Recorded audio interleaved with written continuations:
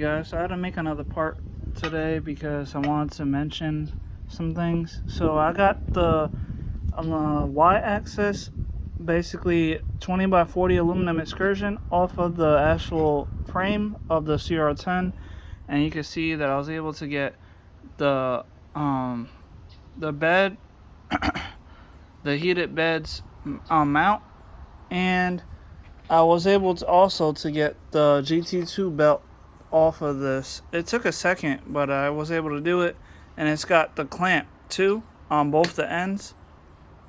So I do have some clamps, and a pretty long GT2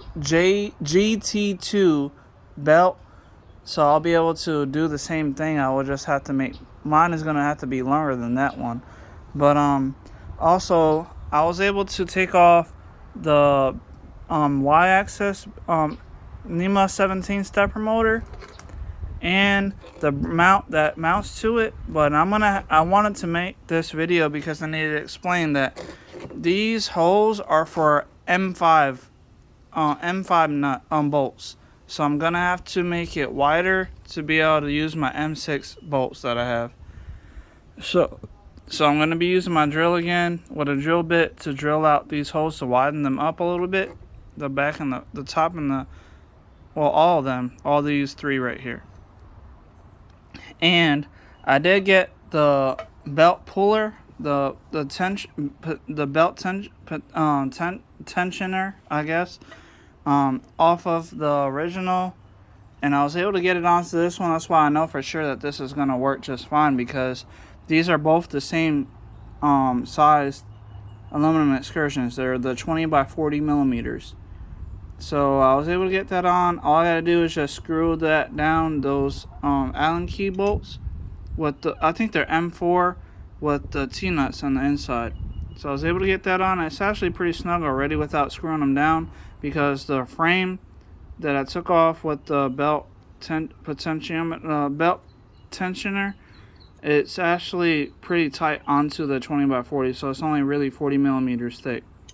And either way, so now I guess the next part is going to be after I get done drilling out these holes to widen them up. The reason why I have to widen those up is because they need to fit onto the actual frame, like how this goes. So these are actually like bolts.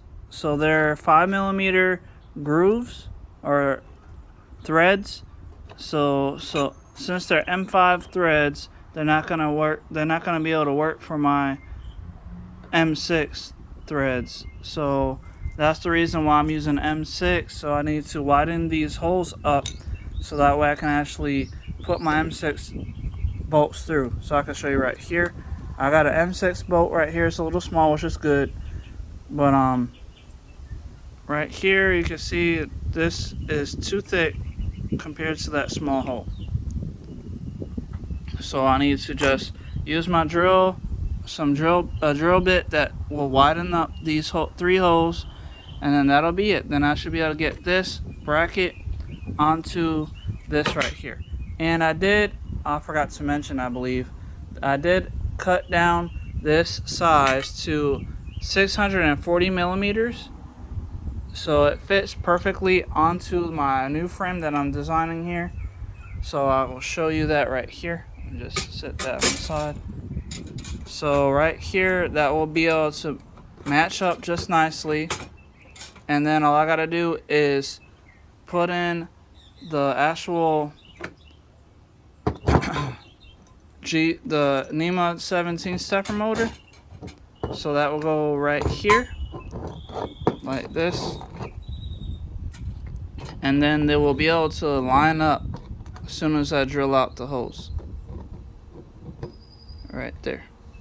I'm probably just going to be drilling out the two top holes for sure, because the bottom one is supposed to be for an M4 or M5 screw. And I do have some I still got the M5 screws from the original, and then that right there is a M5 T-nut. So I'm going to take that out and use this for this frame. So I'm not going to drill out the bottom hole, but I will drill out the two top just to make sure that they can line up with my M6 threads. Anyway, that'll be it for now. You're gonna have to watch the next part to show. Hopefully I'll be able to show you that everything fit just fine. Anyway, thank you guys for watching. See you guys next time. Goodbye.